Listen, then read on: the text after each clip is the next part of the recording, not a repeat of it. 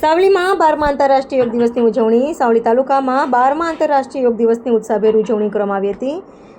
ભારતની પ્રાચીન યોગ પરંપરાને વિશ્વભરમાં માન્યતા મળ્યા બાદ દર વર્ષે 21 જૂનના રોજ આંતરરાષ્ટ્રીય યોગ દિવસ ઉજવવામાં આવે છે.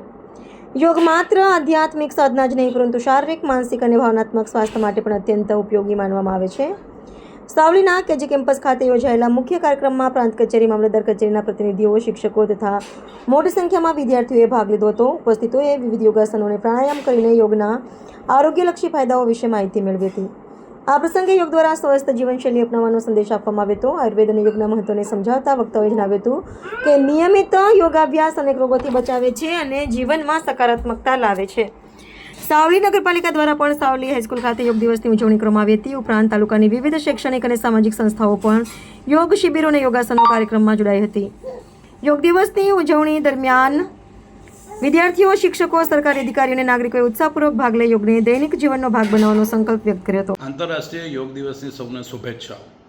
યોગ એ સદીઓ પહેલાં ઋષિ પતંજલિએ વિશ્વને આપેલી સૌથી મોટી અણમોલ ભેટ છે. યોગની શરૂઆત ભારતમાં થઈ, પણ આજે સમગ્ર વિશ્વએ યોગને સ્વીકાર્યું છે.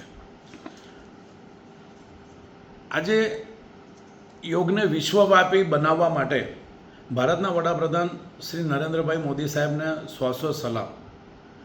અને મિત્રો, યોગ એ આપણા જીવનની અંદર આપણને સ્વસ્થ રહેવા માટેનું એ સૌથી પહેલું પગથિયું છે.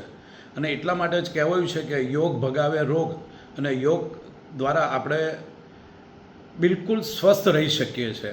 આયુર્વેદમાં કહ્યું છે કે સર્વે સંતુ નિરામયા, એટલે સૌ લોકો સુખી રહે. અને એ જો સુખી રહેવા માટે આ યોગ એ પ્રથમ પગથિયું છે. માટે આવો આપણે સૌ આ યોગને માત્ર આજે 21 જૂનના દિવસે નહીં, પણ આપણા રોજિંદા જીવનમાં સવારે 10 મિનિટ, 15 મિનિટ, 20 મિનિટ માટે પણ કરી અને આપણે સૌ સ્વસ્થ રહીએ. બસ એ જ આપને સૌને શુભેચ્છાઓ. આજે 21 જૂનના આંતરરાષ્ટ્રીય યોગ દિવસે સાવલી કેજીઆઈટી કેમ્પસ ખાતે યોગ દિવસની ભવ્ય રીતે ઉજવણી કરવામાં આવી હતી, જેની અંદર પ્રાંત કચેરીમાંથી નાયબ મામલતદાર શ્રી, સર્કલ ઓફિસર શ્રી તથા કેમ્પસના સૌ શિક્ષકગણ અને વિદ્યાર્થીઓએ મોટી સંખ્યામાં હાજર રહી યોગના અલગ અલગ આસનો કરી યોગ દિવસની ઉજવણી કરી હતી.